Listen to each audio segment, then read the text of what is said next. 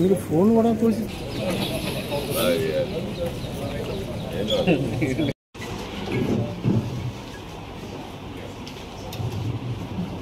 all the elected representatives, MLAs, అందరికీ నమస్కారం.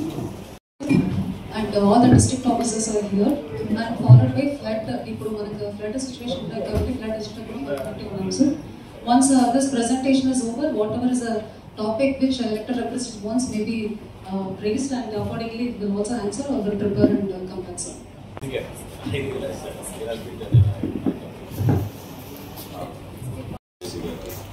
చేసిన గౌరవ శాసనసభ్యులకు క్షమించాలి, కొంచెం ఆలస్యంగా వచ్చాను నేను ఈ మీటింగ్కి. సో అధికారులందరూ కూడా నమస్కారం. Of course, it is finalized with the approval of Honorable Child Minister. This is prepared by SCPO, I think, if I'm not wrong.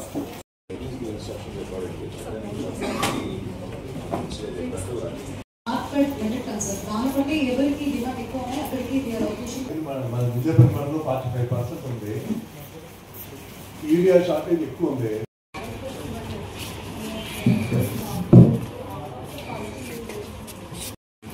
కౌలు రైతులకి మనం స్పెసిఫిక్ డ్రైవ్ లాగా పెట్టి మీరు అందుబాటులో తీసుకొస్తున్నారు. మన డిస్ట్రిక్ట్లో urea distributions farmers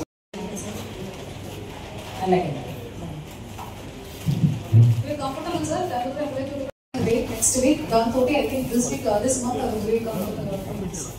Next week. The usage of that urea. Yes, sir. Because we are giving even drones also. Yes, sir. So, Kabatti, సమావేశం ఆహ్వానం తెలియజేస్తుంది.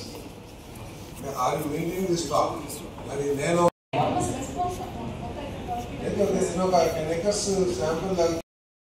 ఎందుకంటే మనం ఎంతమందికి ఇస్తున్నప్పుడు కూడా వచ్చేదేమో స్టాక్ తక్కువ ఉంటుంది, వచ్చిన తర్వాత వాళ్ళందరినీ క్యూలో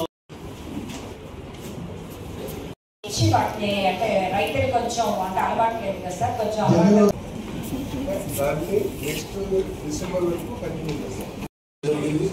సో ఇప్పుడు ప్యాసింజర్స్ కి అది చాలా బాగుంది, మనం అప్రిషియేట్. ఇదైతే మా మేడం గారు చెప్పినట్టుగా ప్రైస్ వాళ్ళ సురక్షిత ప్రాంతాలు కూడా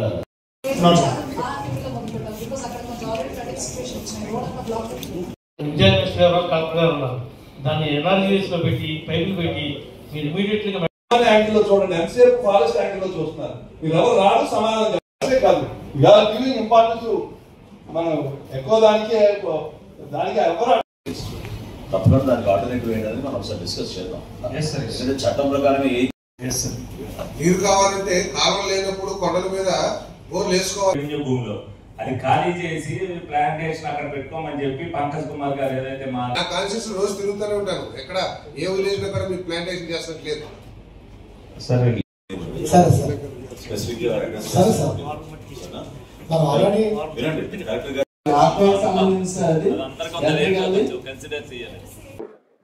ఏలూరు జిల్లా డిఆర్సి సమావేశం ప్రధానమైన అంశాలపైన చాలా లోతుగా చర్చించడం జరిగింది. గౌరవ మంత్రివర్యులు పార్థసారథి గారు, అదేవిధంగా గౌరవ శాసనసభ్యులు కామినేని శ్రీనివాస్ గారు, దెందులూరు నుంచి చింతమనేని ప్రభాకర్ గారు, ఏలూరు నుంచి చంటి గారు, ఉంగుటూరు నుంచి ధర్మరాజు గారు, అదేవిధంగా చింతలపూడి నుంచి రోషన్ గారు ఇందులో పాల్గొన్నారు.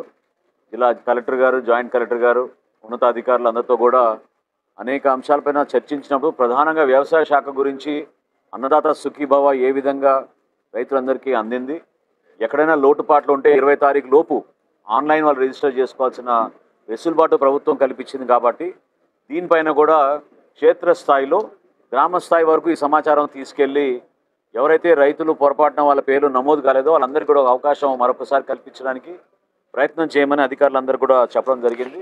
అదేవిధంగా గౌరవ శాసనసభ్యుల దగ్గర నుంచి ఎక్కడైనా యూరియా కానీ డిఏపి కానీ కొరత ఉంటే ఏ విధంగా మేము జిల్లా యంత్రాంగం నుంచి దానికి సిద్ధమయ్యే విధంగా ఆ ప్రయత్నం చేయడానికి కోసం కలెక్టర్ గారి ఆధ్వర్యంలో జేసీ గారి ఆధ్వర్యంలో దాని గురించి కూడా డిస్కస్ చేయడం జరిగింది. ప్రస్తుతానికైతే జిల్లాలో ఎక్కడ కూడా అటువంటి కొరత లేదు. రైతాంగానికి ఉపయోగపడే అంశాలపైన రాజీ పడే ప్రసక్తే లేదో కూటమి ప్రభుత్వం వచ్చిన తర్వాత. ఎట్టి పరిస్థితుల్లో కూడా ఆదుకుంటాం. అవసరమైతే వేరే చోట్ల నుంచి రేకులు కూడా తీసుకొచ్చి ఇక్కడ మన రైతాంగానికి అందుబాటులో పెట్టడానికి మేము నిర్ణయించుకున్నాం. అదేవిధంగా ఉద్యాన శాఖ గురించి మీ అందరికీ తెలుసు. మన జిల్లాని మనం 5వ స్థానం నుంచి 3వ స్థానం తీసుకెళ్లాలి రాష్ట్రంలో అంటే ఖచ్చితంగా మనం హార్టికల్చర్ డిపార్ట్మెంట్ పైన ఫోకస్ చేసి పామ్ ఆయిల్ కానివ్వండి, కోకో కానివ్వండి, అరేక నట్ కానివ్వండి, ఇవన్నీ కూడా ఇంకా వేగవంతంగా మనం రైతుల్లోకి ఆ మార్పు కోసం ప్రయత్నం చేయాలని దానిపైన చాలా లోతుగా చర్చించాం. కోకోనట్ బోర్డు గురించి ఈరోజు ప్రభాకర్ గారు మంచి సూచన చెప్పారు. తప్పకుండా ఆ పంట గురించి అటువంటి రైతాంగానికి కూడా ఆదుకునే విధంగా కొత్త టెక్నాలజీని ఉపయోగించుకునే విధంగా మేము రాబోయే రోజుల్లో ఒక లోతుగా సమీక్షా సమావేశం కోకోనట్ బోర్డు అధికారులతో కూడా ఏర్పాటు చేద్దామని ఈరోజు నిర్ణయించుకున్నాం. కలెక్టర్ గారు ప్రతి నియోజకవర్గంలో ఉన్న గ్యాప్ అనాలిసిస్ రిపోర్ట్ ఈరోజు సబ్మిట్ చేశారు. వాటిపైన కూడా చాలా లోతుగా సమీక్షించుకుని ఎక్కడైతే తాగునీటి సమస్య ఉందో, ఎక్కడైతే గృహ నిర్మాణ సమస్య ఉందో, ఎక్కడైతే వీధి దీపాల సమస్య ఉందో, అదేవిధంగా ప్రధానమంత్రి ఈ సోలార్ పవర్ గురించి మనం రూఫ్ టాప్ పైన కొత్త ఆలోచనతో చేస్తున్న కార్యక్రమాన్ని కూడా ప్రజల్లోకి తీసుకెళ్ళడానికి కోసం ఆ గ్యాప్ అనాలిసిస్ రిపోర్ట్ చాలా ఉపయోగపడే విధంగా మేము ఈరోజు చర్చించుకున్నాం. ప్రతి నియోజకవర్గంలో ఎంఎస్ఎంఈ పార్క్ స్థాపించాలని గౌరవ ముఖ్యమంత్రి గారు ఇచ్చిన ఆదేశాల మేరకు ఈరోజు ఏలూరు జిల్లాలో 1 పూర్తయింది. తర్వాత మరో 3 దాదాపు ఆఖరి దశలో ఉన్నాయి, చివరి దశలో ఉన్నాయి. వాటిని కూడా నెక్స్ట్ డిఆర్సీ కల్లా టోటల్గా మన జిల్లాలో 4 ఎంఎస్ఎంఈ పార్కులు ఏర్పాటు చేసే విధంగా అన్ని కార్యక్రమాలు పూర్తయ్యే విధంగా పొజిషన్ తీసుకునే విధంగా ఏపీఐసి ద్వారా ఆ కార్యక్రమాన్ని పూర్తి చేయడానికి ఈరోజు రిజాల్వ్ చేశాం. దాంతోపాటు రేషన్ కార్డుల డిస్ట్రిబ్యూషన్ కొత్తగా మన జిల్లాలో 8,550 కొత్త రేషన్ కార్డులు మంజూరైనాయి. ఈ సంఖ్యతో కలుపుకుంటే 6,18,864 మందికి మనం కొత్తగా స్మార్ట్ రేషన్ కార్డులు 25వ తారీఖు నుంచి పంచబోతున్నాం. అందులో భాగంగా 17,43,000 మందికి లబ్ధిదారులుగా మనం గుర్తించాం. కాబట్టి ఈ 6,18,864 రేషన్ కార్డులు స్మార్ట్ రేషన్ కార్డులు ఏవైతే మనం ప్రభుత్వం నుంచి కొత్త ఆలోచనతోటి ఏటీఎం కార్డు సైజులో మనం తీసుకొచ్చాము. ఆ డిస్ట్రిబ్యూషన్ కూడా సరిగ్గా సక్రమంగా జరిగే విధంగా నియోజకవర్గ స్థాయిలోనూ మండల స్థాయిలోనూ దీన్ని సమీక్షించమని కలెక్టర్ గారికి జేసీ గారికి ఆదేశాలు ఇవ్వడం జరిగింది. దీపం పథకం గురించి కూడా సమీక్షించుకున్నాం. కొత్తగా కనెక్షన్స్ రాష్ట్ర వ్యాప్తంగా దాదాపు 3 లక్షల కొత్త కనెక్షన్స్ కూడా మనం దీపంలో ప్రవేశపెట్టాం. మన జిల్లాలో ఇప్పుడు వరకు ఉన్న అర్జీల ప్రకారంగా కేవలం 10 ఇంకా బ్యాలెన్స్ పెండింగ్ ఉన్నాయి.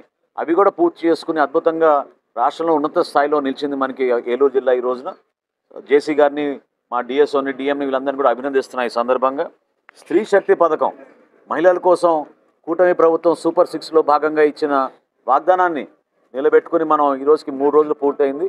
నిన్న సాయంత్రం వరకు వచ్చిన సంఖ్య అనుకున్నట్టుగా దాదాపు 49% ఈ కార్యక్రమాన్ని ఉపయోగించుకుంటున్నారు. స్త్రీ శక్తి ఉచిత బస్సు ప్రయాణం పథకం కింద ఇప్పటి వరకు మన జిల్లాలో 71,664 మహిళలు ఉచితంగా 0 టికెట్ ద్వారా ప్రయాణం చేయడం జరిగింది.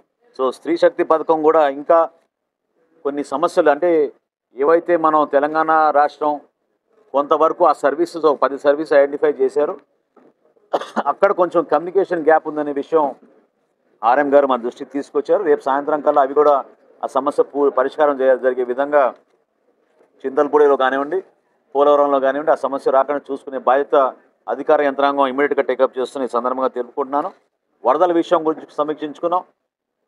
ఎక్కడైనా సరే ఇమ్మీడియట్గా రెస్పాండ్ అయ్యే విధంగా జిల్లా యంత్రాంగం సిద్ధంగా ఉంది. ఎటువంటి ఇబ్బంది లేదు ప్రస్తుతానికి. ఎక్కడైనా ఇబ్బంది ఉంటే రీహాబిలిటేషన్ విషయంలో అదేవిధంగా పౌర సరఫరాల శాఖ నుంచి మేము అందించే సహాయం ఎక్కడ కూడా పొరపాటు లేకుండా తప్పకుండా మేము చూసుకుంటాం. గౌరవ మంత్రివర్యులు కొన్ని సూచనలు చేశారు. రెవెన్యూ విషయంలో కానివ్వండి, లేకపోతే ఫ్లడ్ మేనేజ్మెంట్ విషయంలో కానివ్వండి, ఫారెస్ట్ విషయంలో కానివ్వండి, వీటిపైన మరొకసారి లోతుగా సమీక్షించి రాబోయే రోజుల్లో మనందరం కూడా కలిసికట్టుగా ఏలూరు జిల్లాని అభివృద్ధి పందాలు నడపడానికి రాష్ట్రంలో ఖచ్చితంగా 3వ స్థానానికి తీసుకెళ్లే విధంగా మా ప్రయత్నం మేము ప్రణాళికబద్ధంగా చేసుకుంటూ ముందుకెళ్తున్నాం.